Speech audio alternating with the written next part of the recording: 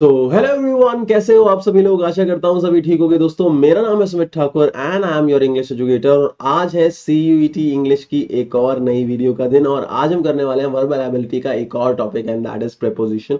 अगर आप चैनल पे न्यू है तो मेक श्योर चैनल को सब्सक्राइब कर दे, बेल आइकन को हिट कर दे ताकि आने वाली वीडियोस की भी नोटिफिकेशन आप लोगों को सबसे पहले मिलती रहे। दोस्तों, इससे पहले मैंने कई सारी वर्बल एबिलिटी की वीडियोस बना दी हैं, उस सिलेबस को भी कंप्लीट कर लो। उसका लिंक नीचे डिस्क्रिप्शन बॉक्स के अंदर अवेलेबल है। चलिए स्टार्ट करते हैं आज की क्लास को। दोस्तों, जब हम बात करते हैं सेंटेंस की, मेरी बात ध्यान से सुनना। जब हम बात करते हैं सेंटेंस की तो एक सेंटेंस का पार्ट क्या होता है? एक सेंटेंस का पार्ट होता है subject plus helping verb plus object. इसको हम ओवरऑल वर्ब भी कंसिडर कर सकते हैं ना। तो मैंने ये वर्ब के टॉपिक में बताया था कितने तरीके की आपकी वर्ब्स होती हैं, हेल्पिंग वर्ब, फिर रेगुलर, इरेगुलर, मेन वर्ब, सारी की सारी बातें मैंने आपको बताई थी। अब एक वर्ब को जब मैं ऑब्जेक्ट से कनेक्ट करूंगा तो उसके लिए मेरे को क्या यूज करना पड़ेगा? एक प्रेपोजिशन को यूज करना पड़ेगा। और ऐसा भी हो सकता है कि एक सेंटेंस में एक से ज्यादा ऑब्जेक्ट आ रहा हो, तो दो ऑब्जेक्ट को भी जब मैं कनेक्ट करूंगा तो उसको जोड़ने के लिए भी मुझे प्रेपोजिशन का इस्तेमाल करना पड़ेगा। और अगर एक सेंटेंस में एक से ज्यादा वर्ब आ रही है, जैसे मान लो सब्जेक्ट आया, वर्ब आया, ऑब्जेक्ट आया, फिर उसके बाद एक और वर्ब को मुझे कनेक्ट करना है, तो एक और वर्ब को कनेक्ट करने के लिए भी जिस चीज का इस्तेमाल किया जाएगा वो क्या है? वो बच्चों प्रेपोजिशन है। समझ में आ गई बात? अब मैं एग्जाम्पल के थ्रू तुम लोगों को समझाता हूं। जैसे मान लीजिए मैंने यहाँ पे एक एग्जाम्पल लिखा, that is he is from Delhi. अब आप यहां देखो, यहाँ पे वर्ब है इज, हेल्पिंग वर्ब है, और दिल्ली हमारा ऑब्जेक्ट है जो कि बेसिकली एक नाउन है। इन दोनों को जोड़ने के लिए हम फ्रॉम का इस्तेमाल कर रहे हैं जो कि एक प्रेपोजिशन है। ऐसे ही अगर मैं दूसरा सेंटेंस बोलूं, that is he lives in Delhi, तो यहाँ पे मेन वर्ब आ रही है। लिव्स हमारी क्या है? मेन वर्ब है। दिल्ली ऑब्जेक्ट है। मेन वर्ब को दिल्ली से जोड़ने के लिए भी जो यूज हो रहा है वो क्या है? प्रेपोजिशन है। या फिर मैं एक और एग्जांपल ले लूं, मैंने बोला he is going to market from his home, ये आ गया। अब इसके अंदर भी आप देखो मेन वर्ब आ रही है, दैट इज गोइंग, मार्केट आ रहा है जो कि ऑब्जेक्ट है, और ये एक और ऑब्जेक्ट। दो ऑब्जेक्ट को जोड़ने के लिए फ्रॉम का इस्तेमाल हो रहा है, और मेन वर्ब को ऑब्जेक्ट से जोड़ने के लिए भी हम टू का इस्तेमाल कर रहे हैं। तो हम कहीं ना कहीं प्रेपोजिशन का इस्तेमाल दोनों कंडीशन के अंदर कर रहे हैं, है ना। एक चौथा सेंटेंस भी ले लेते हैं। मैंने बोला he is helping me to guide in exams. Exams में हेल्प कर रहा है, वो मुझे गाइड करने के लिए हेल्प कर रहा है, ठीक है। अब यहाँ पे हेल्पिंग वर्ब है, ये हमारा ऑब्जेक्ट है, इनके बीच में अभी फिलहाल तो नहीं आ रही। लेकिन जब मैं एक और वर्ब लगा रहा हूं जो कि है गाइड, मी के साथ ऑब्जेक्ट के बाद, तो मैं यहाँ पे जो प्रेपोजिशन यूज कर रहा हूँ वो टू है, जो कि गाइड को क्या बना देता है? एक इन्फिनेटिव बना देता है। इन्फिनेटिव क्या होता है? जब टू के साथ कोई वर्ब की फर्स्ट फॉर्म आती है। लेकिन अगेन इसमें भी प्रेपोजिशन का यूज हो रहा है। तो प्रेपोजिशन एक बहुत ही इंपॉर्टेंट टॉपिक है दोस्तों। प्रेपोजिशन के बहुत सारे अलग अलग यूज हो सकते हैं। अब देखो, प्रेपोजिशंस जो होती हैं वो बहुत सारी होती हैं दोस्तों। प्रेपोजिशंस जो होती हैं वो बहुत सारी होती हैं, लेकिन आप लोगों को मेन मेन प्रेपोजिशन करने की जरूरत है। और जरूरी नहीं है कि हर एक प्रेपोजिशन का आपको एग्जैक्ट मीनिंग ही पता हो। तो मैं यहाँ पे आप लोगों को प्रेपोजिशन लिखा देता हूँ, ठीक है। आप लोगों को पता होना चाहिए उन प्रेपोजिशंस का मीनिंग क्या होता है। जैसे मैं मेन मेन आप लोगों को बता देता हूँ जो मेन मेन प्रेपोजिशंस होती हैं, ठीक है। सबसे पहले हम बात करते हैं अबाउट। हिंदी मीनिंग लिख लो, हिंदी मीनिंग से आप प्रेपोजिशन आराम से समझ जाओगे।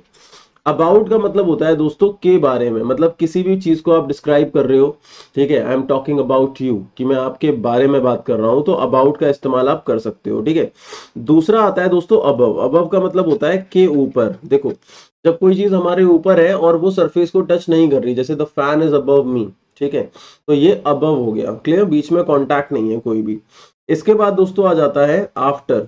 आफ्टर आपका क्या हो गया? के बाद। इसी के साथ पैरेलल चलता है बिफोर।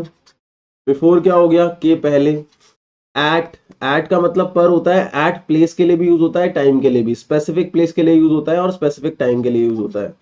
ऐसे ही आ जाता है इन। इन भी प्लेस के लिए यूज होता है, टाइम के लिए भी यूज होता है। टाइम की बात करें तो यहाँ पे ईयर की बात कर रहे हैं हम, तो वहां पे हम इनका यूज करते हैं। और अगर हम मंथ की बात कर रहे हैं, इन जनवरी, इन फरवरी, तो हम इनका यूज करते हैं। किसी बड़ी प्लेस की, जैसे इन दिल्ली, इन इंडिया, तो वहां पे हम इनका यूज करते हैं, ठीक है। इसके बाद आ जाता है दोस्तों एक और पेयर जो कि है बिटवीन और अमंग। दोस्तों बिटवीन और अमंग इन दोनों का मीनिंग होता है के बीच में, लेकिन डिफरेंस ये है जब दो लोगों के बीच में बात होती है तो वहां पे हम बिटवीन लगाते हैं, लेकिन दो से ज्यादा लोगों के बीच में बात होती है तो वहां अमंग लगाते हैं। जैसे मैंने बोला वह अकेला 10 लोगों के बीच में खड़ा था, तो he was standing alone among 10 people, ठीक है। लेकिन अगर वो दो लोगों के बीच खड़ा था तो he was standing between 2 people, ठीक है। He was standing alone between 2 people, ठीक है। दो लोगों के बीच में बात यहाँ पे हो रही है, क्लियर। अब ऐसे ही अगर आगे और प्रेपोजिशंस की हम बात करते हैं, जैसे एक प्रेपोजिशन होती है बिसाइड। बिसाइड का मतलब होता है के बाजू में, जैसे मेरे बाजू में अलमीरा है तो दी अलमीरा इज बिसाइड मी, ठीक है। और उसी जगह अगर मैं बिसाइड में एस लगा देता हूं, बिसाइड्स हो जाता है, तो बिसाइड्स का मतलब होता है के अलावा। जैसे everyone is studying besides you, मतलब आपके अलावा सभी लोग पढ़ रहे हैं, तो आपको सीरियसली पढ़ना स्टार्ट करना होगा।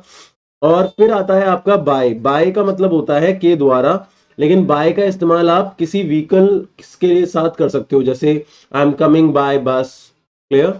तो यहाँ पे व्हीकल के साथ बाय बस हो गया, बाय ट्रेन हो गया, बाय एयरप्लेन हो गया, तो यहाँ पे आप इसका इस्तेमाल कर सकते हो। इसके बाद आ जाते हैं अगले पे दोस्तों ड्यूरिंग। ड्यूरिंग का मतलब होता है के दौरान, ठीक है। इसके बाद आ जाते हैं अगले पे, दैट इज फॉर। फॉर का मतलब होता है के लिए, आई थिंक मैंने बता दिया है क्या फॉर, नहीं बताया, ठीक है। फिर आ जाता है दोस्तों विद। तो विद का मतलब होता है के साथ, जैसे you are learning with me, तुम मेरे साथ सीख रहे हो, क्लियर। तो ये हो गए आपके कुछ प्रेपोजिशंस। ऐसे ही टू है, टू का इस्तेमाल होता है आपका जब आप एक जगह से किसी दूसरी जगह पे जा रहे होते हो, स्पेशली डिस्टेंस को कवर करने के लिए होता है, जैसे I am going to market मैंने बोला। अब और भी कई सारी प्रेपोजिशंस होती हैं जो कॉम्प्लेक्स प्रेपोजिशंस भी हो सकती हैं, ठीक है। आप इसके अलावा मान लो मैंने ऑफ का इस्तेमाल किया। ऑफ का इस्तेमाल किया जाता है रिलेशन शो करने के लिए, जैसे मैंने बोला he is brother of mine या द कैपिटल ऑफ इंडिया। तो कैपिटल और इंडिया के बीच में जब मैं रिलेट करूंगा वर्ड, दोनों वर्ड्स को एक साथ, तो मैं वहां पे ऑफ का इस्तेमाल कर लूंगा, ठीक है। फिर इसके बाद आ गया ऑन। जब कोई चीज किसी चीज के ऊपर है और वहां सरफेस को टच कर रही है, जैसे मैंने बोला कि this pen holder is on the table, तो यहाँ पे मैंने इसका इस्तेमाल किया। या मैंने बोला this calendar is on table, तो यहाँ पे टेबल के सरफेस को ये टच कर रहा है, तो मैंने यहाँ पे ऑन का इस्तेमाल किया। समझ में आ गई बात। इसके अलावा बात करें तो हमारा एक होता है सिंस और फॉर का इस्तेमाल और सिंस का इस्तेमाल टाइम के लिए किया जाता है।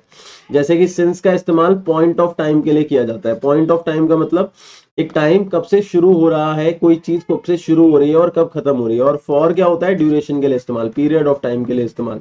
जैसे मैंने बोला मैं 4 बजे उठा, मैं 4 बजे उठा, तो मैं एट लगा दूंगा, आई वोक अप एट 4। लेकिन जब हम परफेक्ट कॉन्टिन्यूअस टेंस की बात करते हैं वहां सिंस फॉर का इस्तेमाल करते हैं। जैसे एग्जांपल के लिए मैं 4 बजे से काम कर रहा हूं, तो I have been working since 4 AM, ठीक है, क्योंकि यहाँ पे 4 एक पर्टिकुलर पॉइंट ऑफ टाइम है जहां से काम शुरू हुआ। लेकिन मैं अगर बोलूं मैं 3 घंटे से काम कर रहा हूं, तो I have been doing work for 3 hours, क्योंकि 3 आवर्स क्या है, एक ड्यूरेशन है, ठीक है। इसके अलावा हम बात करते हैं 19, तो टुवर्ड्स। टुवर्ड्स का मतलब होता है की ओर, जैसे मैंने बोला वह तुम्हारी ओर आ रहा है, तो he is coming towards you. ऐसे मैंने बोला अंडर। अंडर का मतलब होता है नीचे, जब सरफेस कोई कांटेक्ट टच नहीं कर रहा है, ठीक है। और ऐसे ही कई सारी प्रेपोजिशंस ऐसी भी होती हैं जो साथ में यूज होती है, जैसे इन के साथ टू लगा दो तो इन टू हो गया, अप के साथ टू लगा दो तो अप टू हो गया। इसी तरीके से instead of, inside of, in spite of, ऐसे कई सारी प्रेपोजिशन, नियर बाय, कई सारी प्रेपोजिशंस का इस्तेमाल दोस्तों किया जाता है। मेरे हिसाब से प्रेपोजिशंस को समझने का सबसे अच्छा तरीका है उसकी एक्सरसाइज करना। अगर आप लोग इसकी एक्सरसाइज करोगे तो आपको प्रेपोजिशन बहुत आसानी से समझ में आ जाएगी, डिफरेंस भी समझ में आ जाएगा, कोई दिक्कत कोई परेशानी नहीं होगी। बेसिक लेवल पे प्रीपोजिशन को समझने के लिए जो मैंने बताया है, अगर आपको सिर्फ उतना पता है, मेन ये फंक्शन वाला जो पार्ट है ये पता है, तो काफी काम करेगा। क्योंकि कई बार क्या होता है, जो क्वेश्चन आता है उसमें प्रीपोजिशन की जो प्लेसमेंट होती है वो गलत तरीके से हो रखी होती है। तो मेन आपको ये पता होना चाहिए कि भाई एक प्रीपोजिशन वर्ब ऑब्जेक्ट के बीच में आती है, या दो ऑब्जेक्ट्स को कनेक्ट करती है, या ऑब्जेक्ट के बाद एक नई वर्ब आ रही है तो उसको कनेक्ट कर सकती है। तो ये चीजें आप लोगों को पता होनी चाहिए। अगर आपको प्रीपोजिशन का फंक्शन पता होगा तो आप लोगों को इसमें कभी भी दिक्कत नहीं होगी। तो दोस्तों आशा करता हूं आज की जो वीडियो है इसमें जो मैंने टॉपिक समझाया ये अच्छे से आप लोगों को समझ में आया होगा। कोई भी दिक्कत परेशानी होती है तो आप कमेंट सेक्शन में मेंशन कर सकते हो। सीयूईटी इंग्लिश का टेलीग्राम ग्रुप जो है वो नीचे डिस्क्रिप्शन बॉक्स के अंदर अवेलेबल है, आप उस पर क्लिक करके ग्रुप को ज्वाइन कर सकते हो। कोई भी डाउट आता है आप मुझसे कभी भी पूछ सकते हो। बाकी दोस्तों वीडियो देखने के लिए धन्यवाद, मिलते हैं अपने एक और सेशन में, तब तक के लिए bye bye, take care, thank you so much for being here, lots of love and support. जय हिंद, जय भारत।